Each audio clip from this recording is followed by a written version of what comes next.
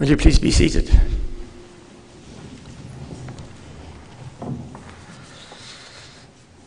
Okay, welcome first to the principal, Mrs. Erasmus, the collegiate staff, the learners of particular importance here, as well as the parents, the family, friends, and interested parties watching the live feed.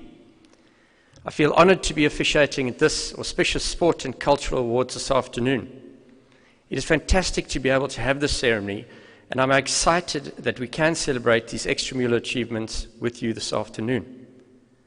Last year at the awards, I said that the same principle that applies to faith must be applied when it comes to sport and to culture. You need to focus, you need to refocus, and then you focus again.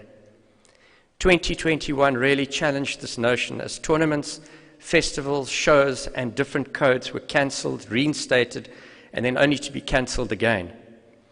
The frustration from learners, from teachers and parents was obvious as we as a school, together with the rest of the country, battled to maneuver through the pandemic.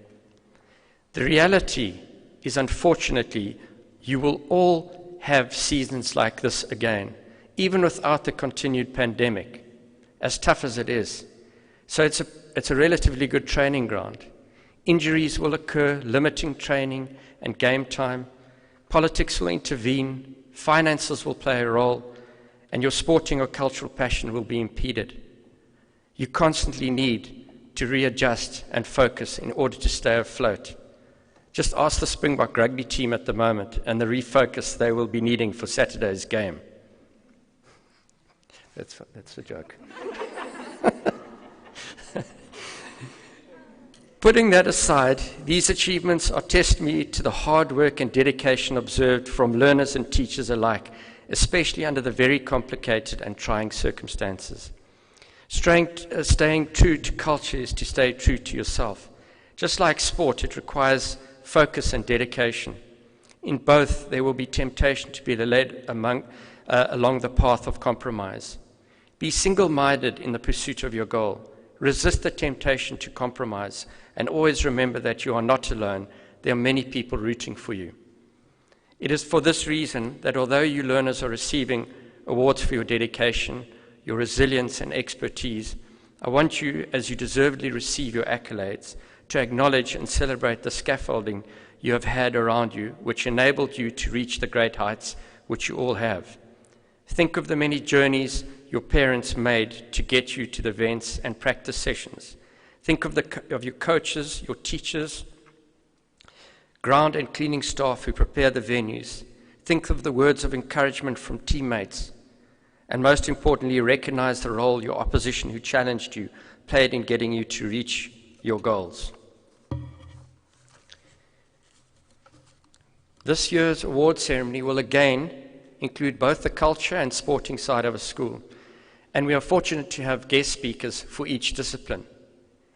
So without further delay, I'd like to introduce our first guest speaker. We welcome Ms. Simran Jughlal, an old girl of Collegiate from 2014. Ms. Jughlal completed a bachelor's degree in media communication and culture in 2017, and then completed an honors degree in media studies in 2018. In 2021, she was awarded her master's degree in media studies. All three of her degrees were awarded cum laude. In other words, she got distinctions for each year. Her areas of research include identities and social cohesion in South Africa, with a specific focus on identities within the South African Indian diaspora. She has been working as a freelance 3 social media content creator since 2016. Ms. Jughlal is passionate about diversity and transformation in South African media industry. Ms. Jughlal, please would you now address us? Thank you.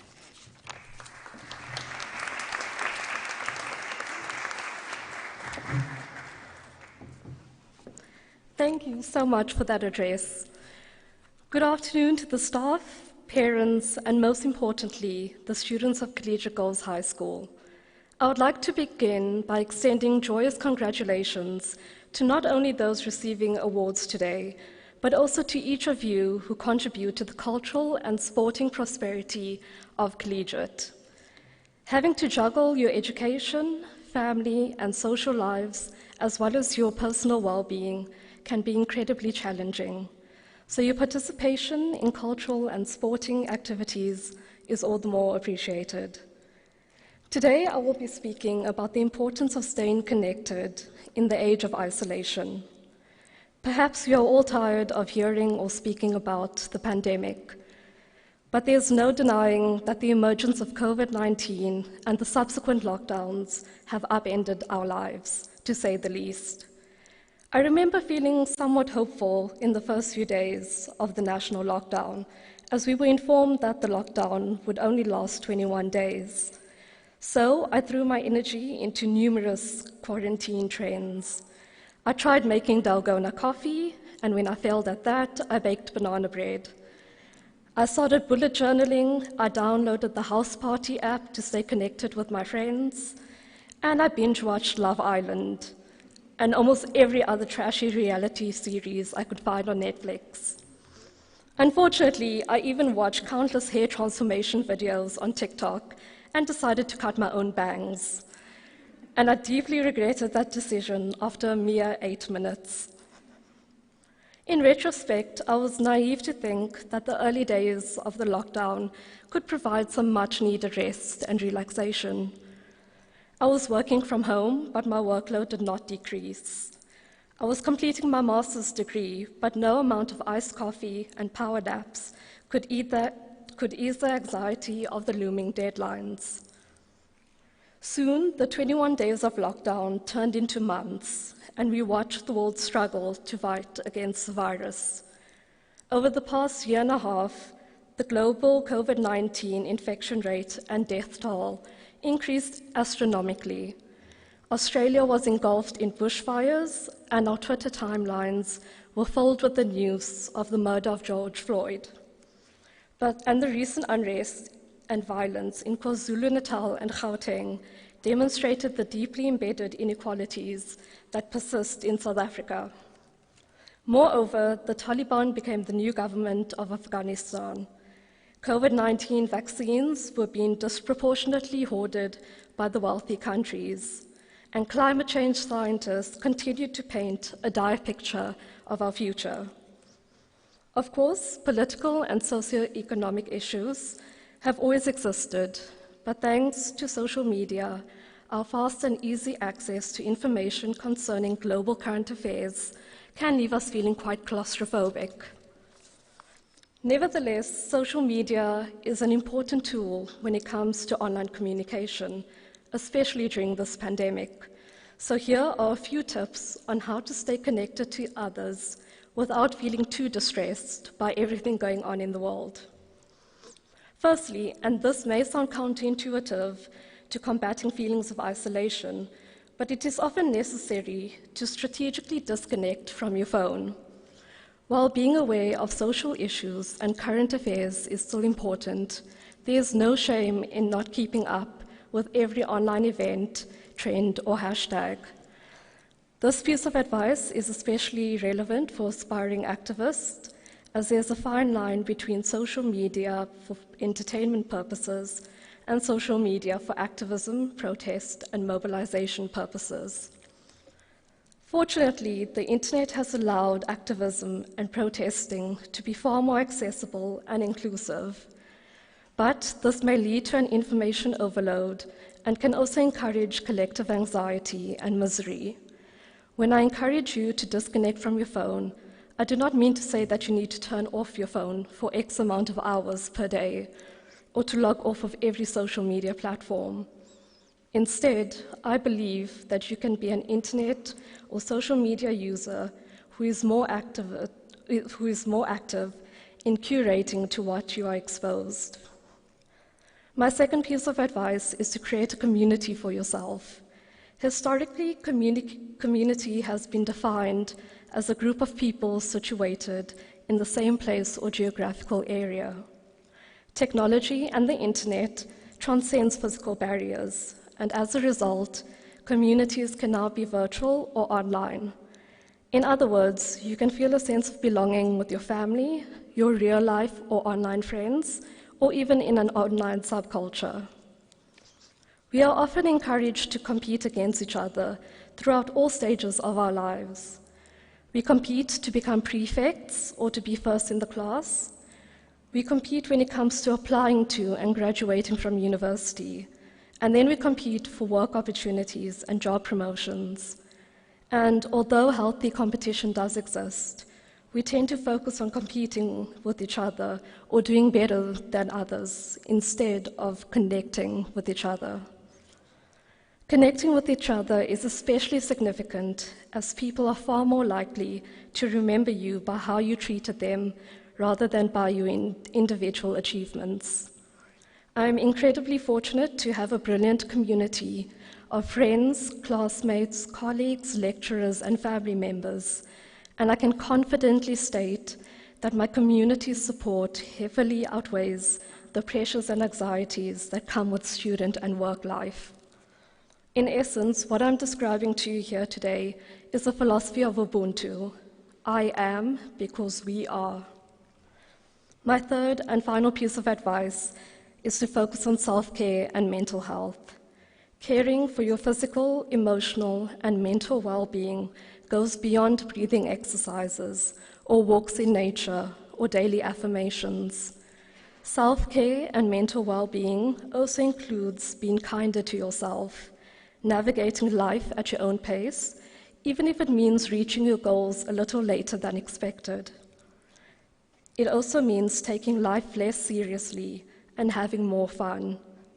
When I was a university student, I felt guilty for getting more than 5 hours of sleep a night and having an active social life when I was supposed to be working on the several assignments that were due in a single week. Even now, as an academic, I sometimes feel guilty for spending time relaxing when I could be writing my next research paper or marking the never-ending pile of student assignments on my desk. So I often remind myself that this type of guilt is unwarranted, that my worth as a human being should not be tied to my level of productivity, and that sometimes doing nothing is one of the best ways I can be kinder to myself.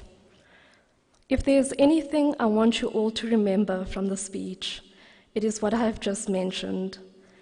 Do not feel guilty for putting yourself and your mental health needs first. Your worth as a human being extends far beyond your level of productivity and your achievements, and that you need to be kinder to yourself on a daily basis. Thank you all so much for having me.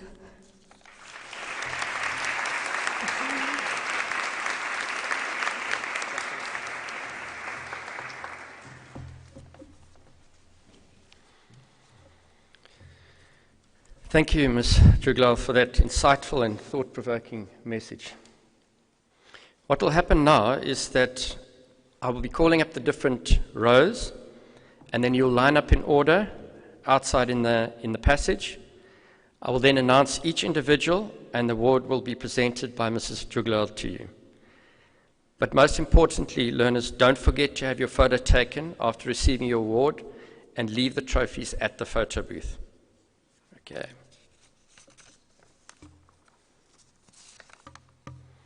So, I call up row A. Please will you stand outside in the passage.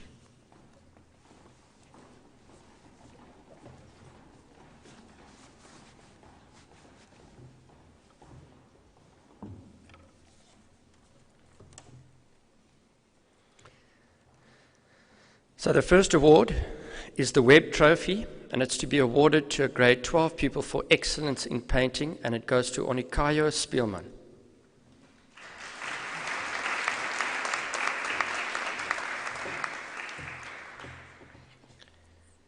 The Rugheimer Cup is to be awarded for excellence in drawing, and that goes to Amy Britsky.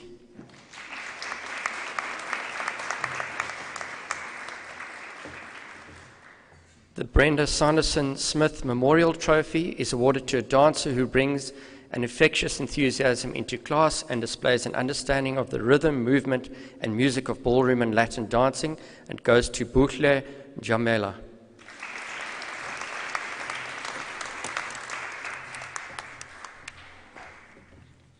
The MG Platt Memorial Prize for service to the library, awarded to a dedicated and reliable resource center monitor in grade 10, goes to Rebecca Harcombe. She's unfortunately absent today. The Muriel Trudgett Award for service to the library, awarded to a dedicated and reliable resource monitor in grade 11 or 12, goes to Zandile Klaas.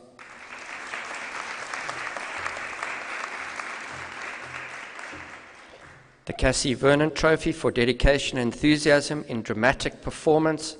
A learner who has consistently had a positive impact in group dynamics in performance contexts, goes to Ogiyonke Olifant and Sophie Bradshaw.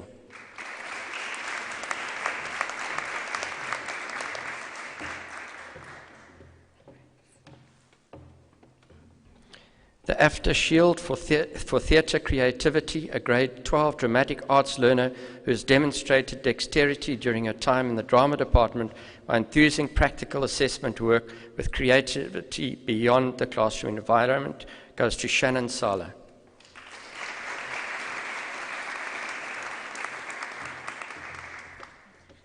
The Jackie Reed Cup, awarded to a FLU pupil who has improved significantly throughout the year, goes to Mignon Coley.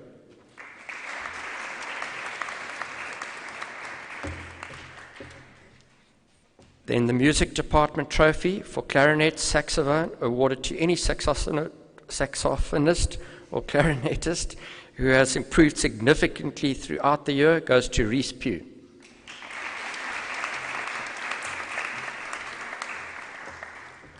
And row B, please could you stand and get into the foyer.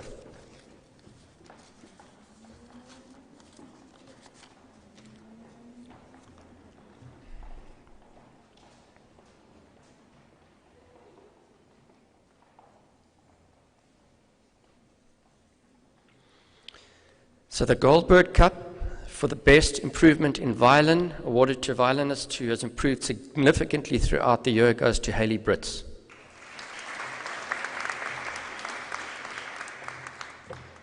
The Clancy Cup for endeavor in music, awarded to a music pupil who, despite difficult circumstances, strived towards excellence, goes to Robin Wenzel.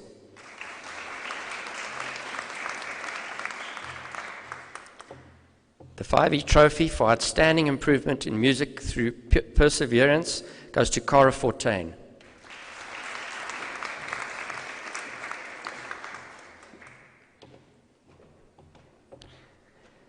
The Jean Momberg Cup for the Best Pianist, awarded to a pianist who has achieved excellence in piano performance, and the Sean Leon Cup for the Brass Instrumentalist of the Year, and the Megan Judd Floating Trophy for excellence in 2 instruments, goes to Jamie Miller.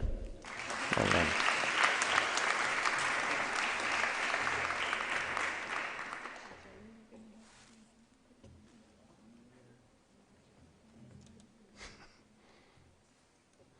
The Taylor Trophy for exceptional service to the band, awarded to a senior band member who has demonstrated exceptional leadership and service to the concert band, goes to Francis Brummer.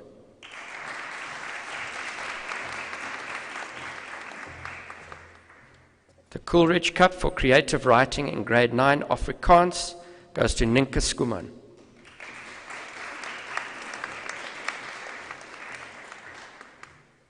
The Townsend Essay Prize. This prize is awarded to a grade 8 or 9 learner who has entered the annual Collegiate Writing Competition. This goes to Jess Smith.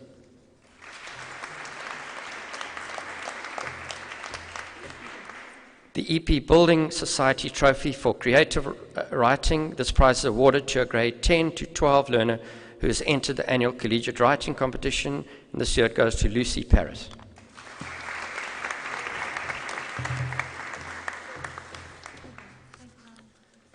The Natalie Steer Junior Elocution Certificate. Grade 8 and 9 participants are required to recite a specific poem and monologue for this competition. And then also the Linda Shield for Junior Public Speaking goes to Blessing Melariri.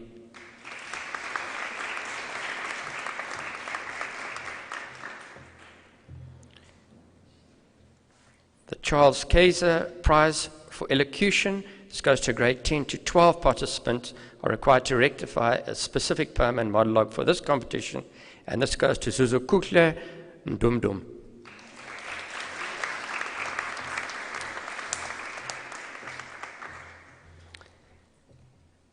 Could the 5 learners from row C please enter the foyer?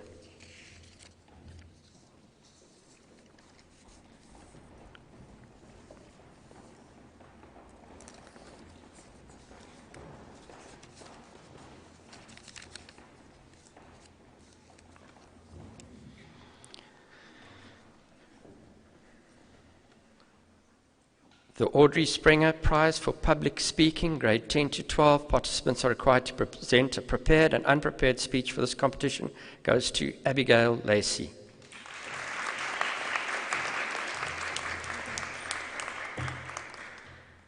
The Pistorius Trophy for Senior Afrikaans Public Speaking goes to Irene Geyser. She's unfortunately not here. The Jambela Shield for Senior isiXhosa Public Speaking. The winner of the senior section of the trilingual speech competition, decided by an outside adjudicator, goes to Likawe Nogampulo.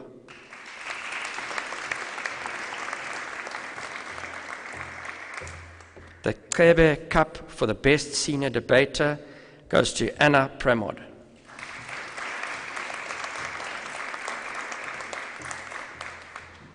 And a photography bowl awarded to a dedicated and talented photographer for their contribution to photography and media goes to Heather Snow.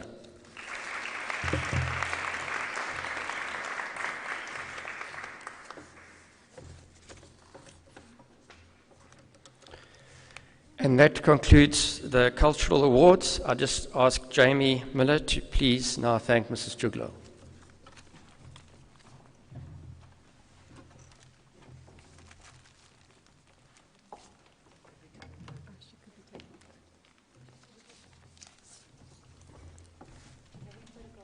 Okay, she's having photographs taken. So if it's possible, could we then move to the musical interlude, and then we will ask Jamie afterwards to thank our guest speaker. The musical item is the 4th movement from Graham Leon's Sonata for Clarinet and Piano, and this is performed by Robin Wenzel on the clarinet and accompanist Mrs. Siska Ranger. Thank you.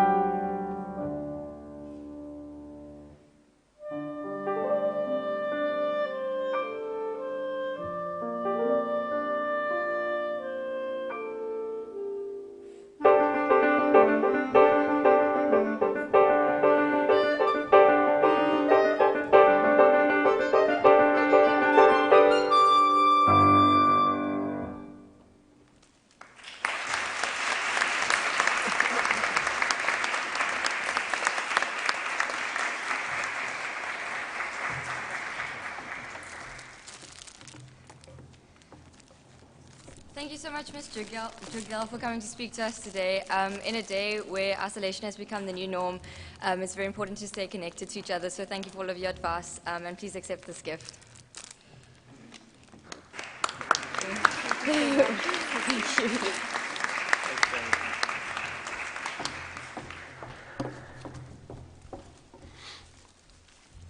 Thank you, Jamie. And Robin, that was inspirational. Thank you very much for that. That's really fantastic. It's now time to celebrate our sporting achievements for 2021. To begin this part of the ceremony, I now call upon Mr. Andrew Bainon to introduce our next guest speaker, our very own Olympian, Meg Martin.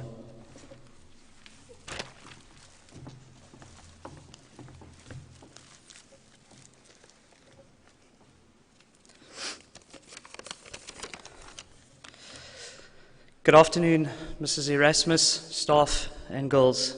It gives me great pleasure to introduce the special guest of honor today, our very own Miss Megan Martins.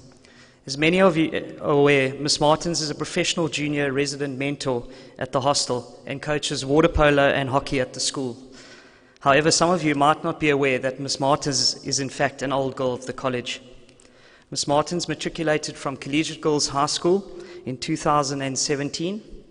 Megan has always been a keen sportswoman and represented A-team water polo since the age of 13. In fact, Megan is not only committed to her passion, but she is also an incredibly gifted athlete. She received her honours colours at Collegiate and represented EP Schools water polo since the under-13 age group and was selected for the SA Schools under-17 side in 2016. Megan continued to soar and was selected into the SA under-20 FINA World Cup side.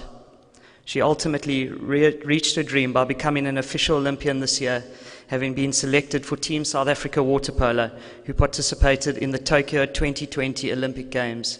Ms. Martins, we are so proud of you. When asked about her passion, she simply said coaching. Ms. Martins is the current under 14A coach and serves on the high performance coaching staff. We are so incredibly fortunate to have the services of Ms. Martins. She is absolutely passionate about Collegiate and is a wonderful asset and ambassador to the institution. Ladies and gentlemen, girls, let's give our guest of honor, Ms. Martins, a warm Collegiate welcome.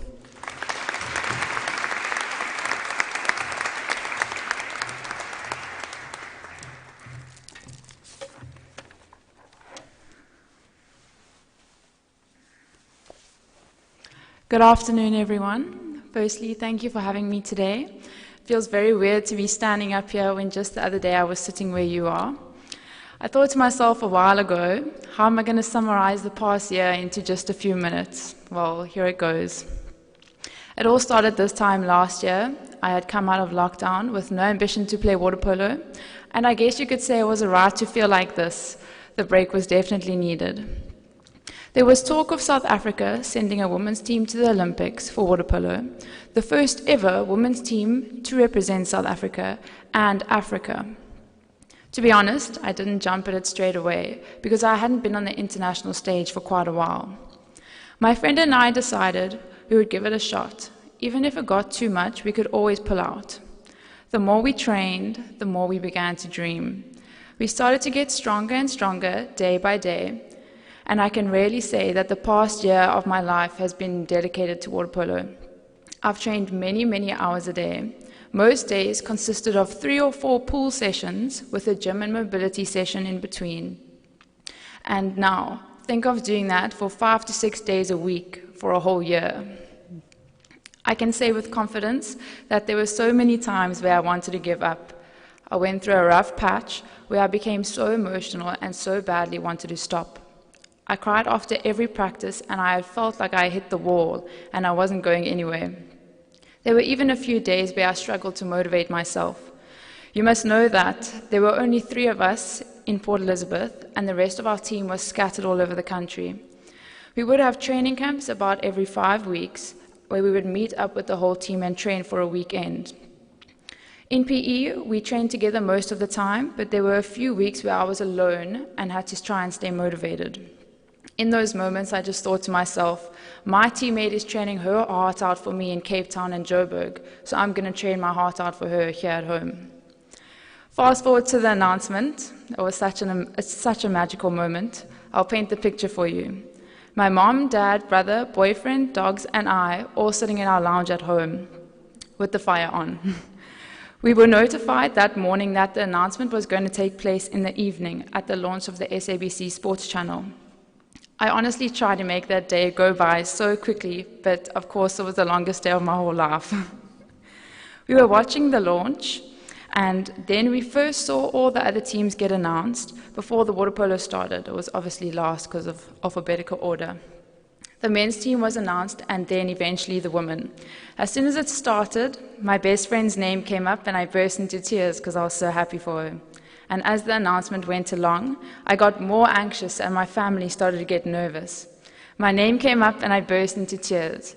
My family screamed with joy, and my dad cried, just like he did on the day where I received the Kathy Judd bursary here at the Sports Awards. Now, fast forward to the actual Tokyo Olympic Games. This is where it gets hard, because I want to tell you everything and every second of what happened, but I will keep it very brief.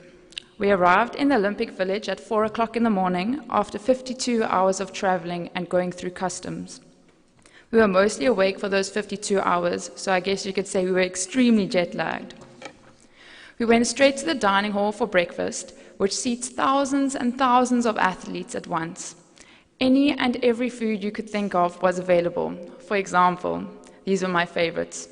There was pizza, pasta with carbonara sauce, deep-fried camembert cheese, noodles, burgers, fruits, cereals, sushi, pastry, and ice creams. And there was so much more. Anything you want and as much as you want, 24/7. We settled into Building 15, which shared a quad with America, England, Australia, and Japan. And for those of you who are wondering, yes, the beds were definitely made out of cardboard. And yes, it was very comfortable. Everything in the village was for free.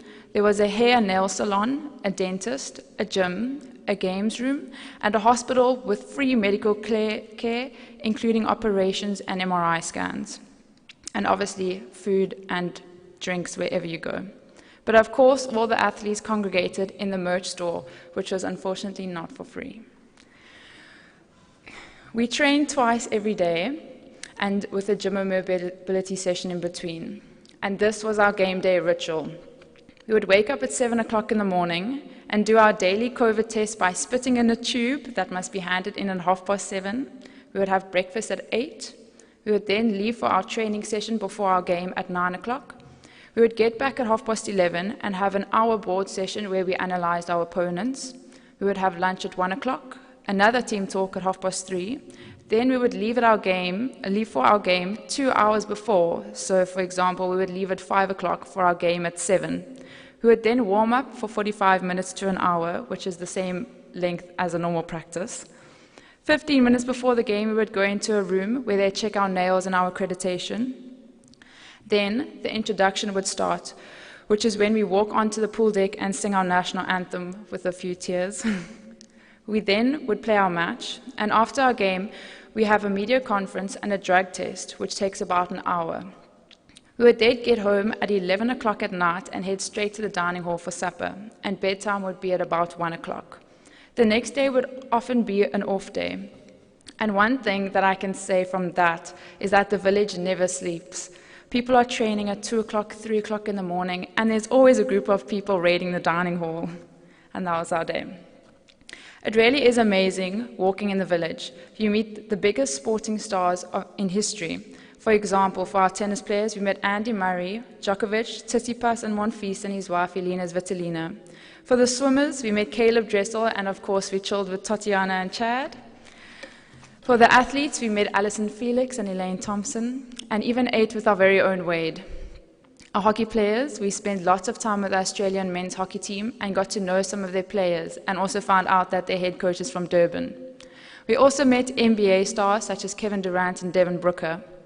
I honestly felt like the smallest fish in the biggest pond. With regards to my tournament as an individual, those 4 games was the best water polo I've ever played in my whole life. I was the only goalkeeper for South Africa, so I guess you could say I was quite tired and a little concussed at the end of the games. I saved 4 out of 5 penalties of the whole tournament, which is the best percentage out of all of the goalkeepers. The final statistics came out, and although South Africa placed last in the Olympics, I was ranked the number 2 goalkeeper in the world. When I think of that, I get goosebumps because I was ranked second to my role model, Ashley Johnson, the greatest women's goalkeeper of all time. I still go blank when I think about it, and you might have a laugh. She really is amazing. And when I met her, I cried. And now we chat on and off social media. I was then approached by the coordinator of FINA, where he brought the FINA president, to a meeting where he asked me for my phone number and email address. He said that he knows a few clubs around the world that are interested in me. This includes countries such as Netherlands, Spain, Italy, Hungary, Greece, and a place in America. To be honest, going to Olympics, I didn't expect any of that. On our way home, with our many delayed flights, I had some time to reflect and came to the conclusion that I did my best to represent my country, my friends, and my family. I achieved everything beyond my wildest dreams. I am walking away with an immense amount of experience and knowledge, and I owe everything to my roots. And by this I mean all of my coaches, from Kate Mather as my under-13 coach to Mr. Bainon, Mrs. Posthumus, and Mrs. Pearson, who have been there every step of the way and have been such important figures in my life, in and out of sport. And also, can't forget my number one supporters, my family. For those of you who know me, I am a hard worker and I don't go down without a fight. When I was born, the doctor tore ligaments in my arm, which leaves me with Erb's palsy, a deformation of my right arm. It is a lot shorter than my left arm and has barely no strength. For your information, I've never done a push-up or a pull-up in my life. When I was younger, I wanted to try and go to the Paralympics as I do qualify. But why should I stop there when I can go further? We may not have walked away with a medal, but I stood on my personal podium. I was ranked the number 2 goalkeeper in the world with a deformed arm, way out of my league, but I did it and I didn't give up. To all the girls sitting here, I would like to tell you that Collegiate, Junior, and High have made me who I am today. The teachers, the support staff, everyone, it wasn't possible without them. Collegiate really did open so many doors for me, and I am eternally grateful. I will leave you with a quote that says, "Hard work beats talent when talent doesn't work hard." And as I look back, I would do it all over again. Thank you.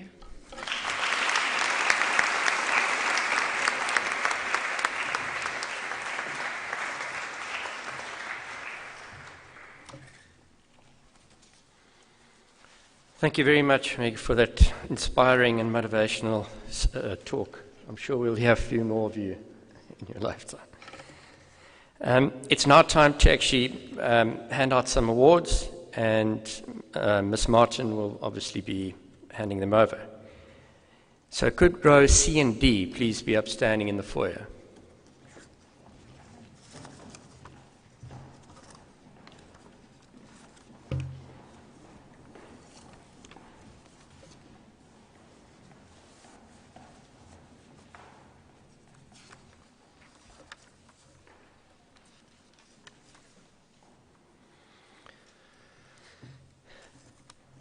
Okay, so for athletics, under 16 100-meter champion Lara Kleinhans.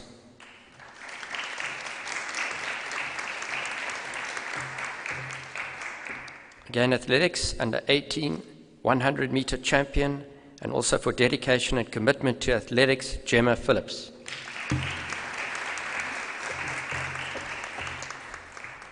The shot put champion, Naledi Makele.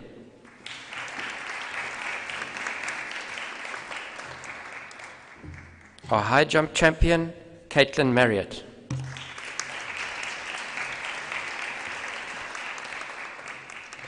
The long jump champion, Maria Freaks.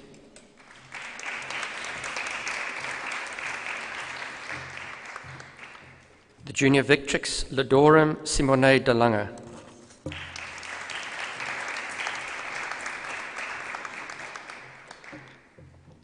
The athletics captain for 2022, Robin Hechter.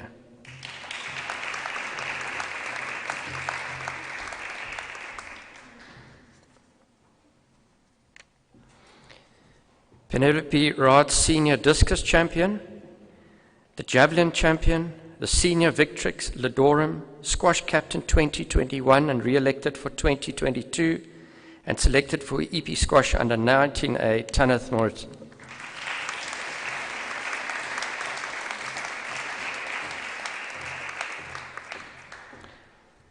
Then for athletics and cross-country, Mia Cara Hart, middle distance champion, cross-country champion, and selected for EP under 16 cross-country.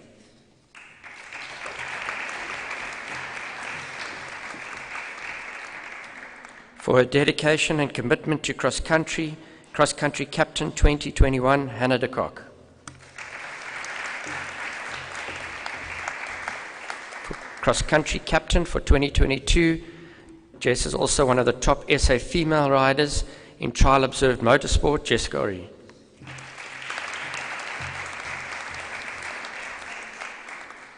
For service to cricket, first team 2018 to 2021, and cricket captain in 2021, Leila Sali.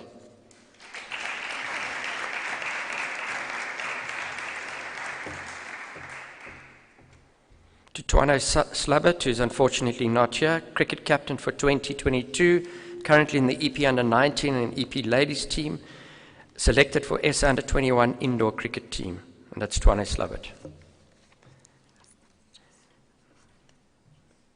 Then the Smart Trophy Under 16 Player of the Year, and selected for EP Women's Hockey, Elizabeth Porter.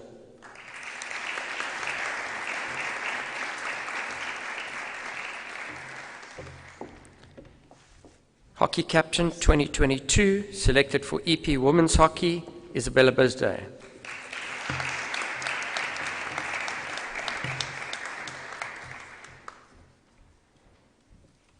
School Champion and winner of Interhouse and Chess Captain for 2022, Ivania Reddy.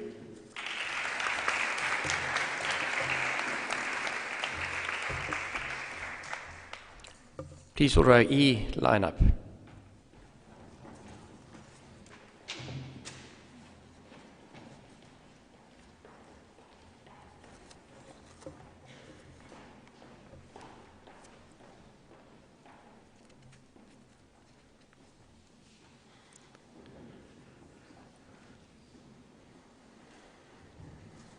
An award for hockey goes to the most improved senior player, Simone Fenter.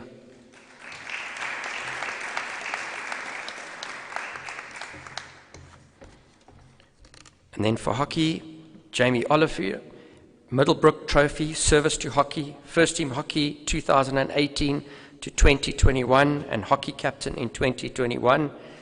But unfortunately, Jamie Oliver is not here.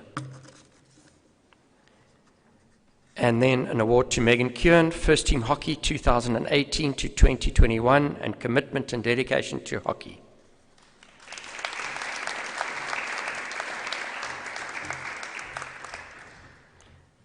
Then for commitment and dedication to hockey, First Team Hockey 2018 to 2021, and for being selected for the SA Ladies Life-Saving Team as well, Chelsea Cook.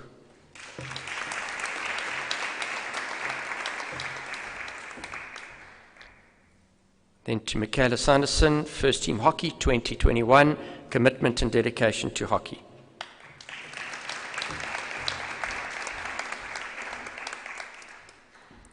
And then the Brown Trophy, Junior Player of the Year for Netball, Nicole Lister.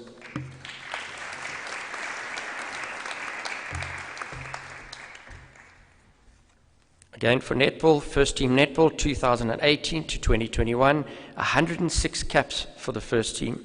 Service and dedication to netball, Liziwe Kreke.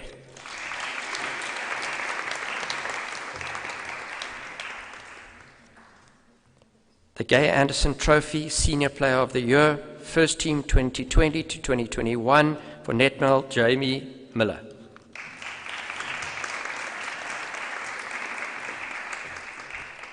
And for netball, First Team 2020 to 2021, Sipiwu Tanda Kreke.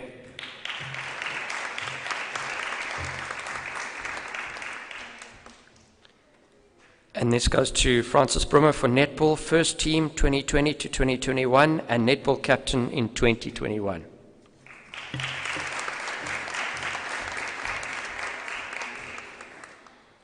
Netball captain for 2022, Aliziwe Nguchana.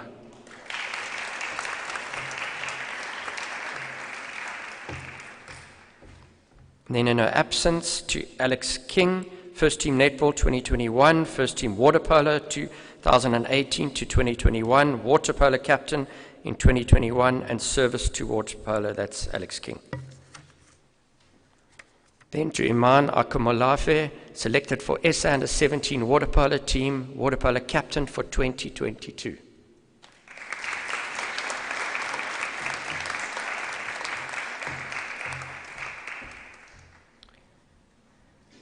The Shana Liebenberg Trophy for the Junior Squash Champion and EP Squash selection under 14A goes to Leah Killian.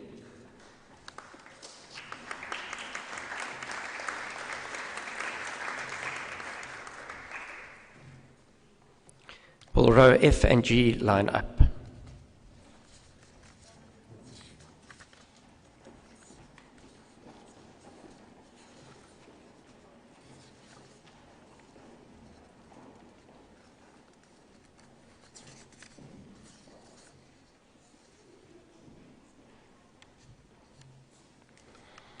The Vivian Robinson Trophy for Commitment and Determination, EP Squash selection under 16A goes to Nicole Here.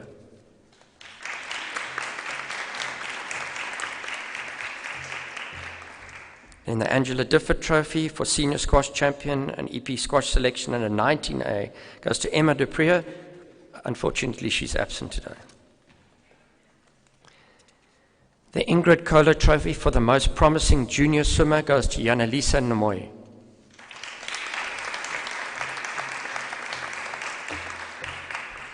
The Mackay Trophy for under 19 50-meter butterfly goes to Abigail Swanapool.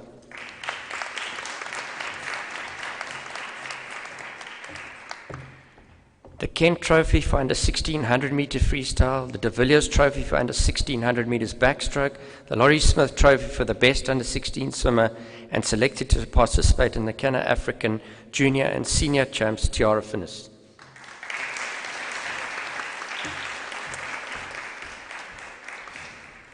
The 200-meter open individual medley champion, the Nan Gray Trophy for under 1900-meter breaststroke, the Joan Horn Trophy for under 1900-meter freestyle, the De Villiers Trophy for under 1900-meter backstroke with a new record, the Sherman Trophy for Senior Victrix Ladorum, and swimming captain for 2022 is Kayla Schmeilzer.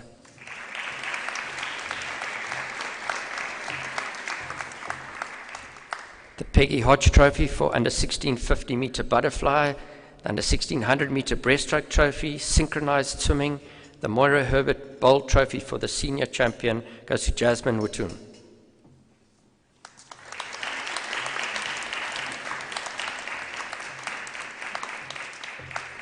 For synchronized swimming, the novice champion trophy goes to Shana Duplessis.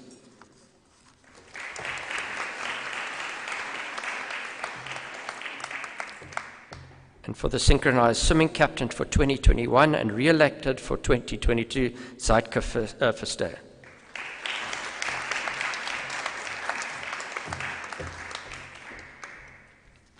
We now move on to tennis. Under 14 singles champion, under 14s double champion, Eastern Cape Provincial under 15 representative Narisa Primo.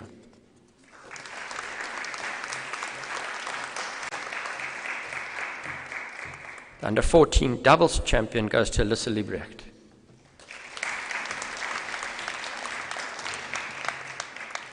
The under 16 singles champion reserved for Eastern Cape Provincial under 19 tennis goes to Erin Slater.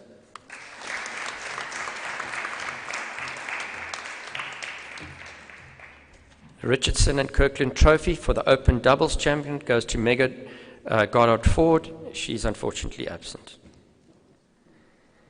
The Richardson and Kirkland Trophy for the Open Doubles Champion, the Open Single Champion Trophy, tennis captain for 2021 and re-elected for 2022, Eastern Cape Provincial under 19, tennis represent Caitlin Zietsman.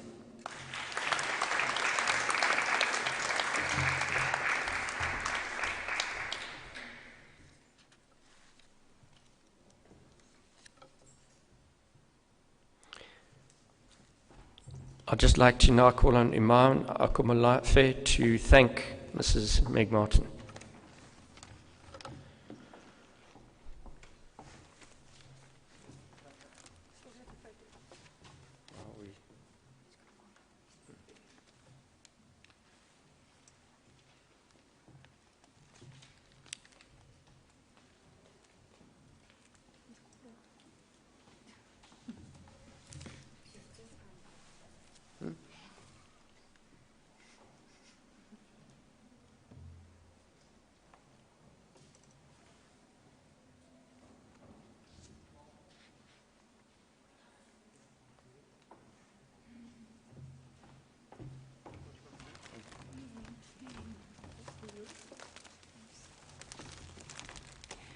Thank you, Ms. Martins, for sharing your incredible story with us.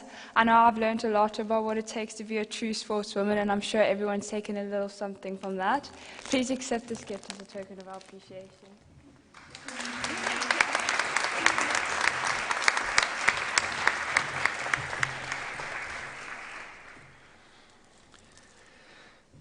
So, ladies and gentlemen, and learners and prize winners, that brings us to the conclusion of the 2021 Sports and Cultural Award Ceremony. We do, however, need to say a few thanks. First of all, to the Mac Mums and the team for the flower arrangements that you see in the foyer and in the hall. Thank you very much for that. And then to all our staff, teachers, coaches, managers, outside coaches, and administrators, thank you for the enormous amount of time, effort, and energy that you put into collegiate extramural life. Our learners are truly privileged to have your enthusiasm, your expertise, and your commitment. Parents, thank you for being here today, even if it is only online, and thank you for the many, many hours that you've spent driving your daughters to and from practices and motivating your daughters to achieve in their respective fields. Then a special thanks to Mr. Rayner for setting up the ceremony. It will be his last one, and we thank you for all the other ceremonies that you have set up so meticulously. Also to Mrs. Carter and Mrs. Postumus for their work in making sure this afternoon has run smoothly. And then also finally to Mrs. Grobler for ensuring that the prizes and trophies were all meticulously set out so as not to make me look like a fool.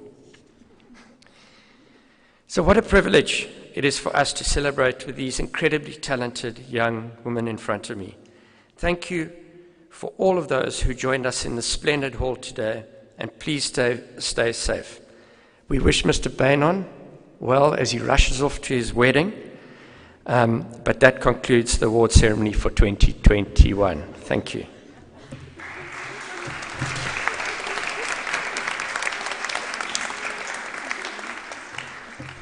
Can you please just allow the staff to leave first, and then learners can leave after that.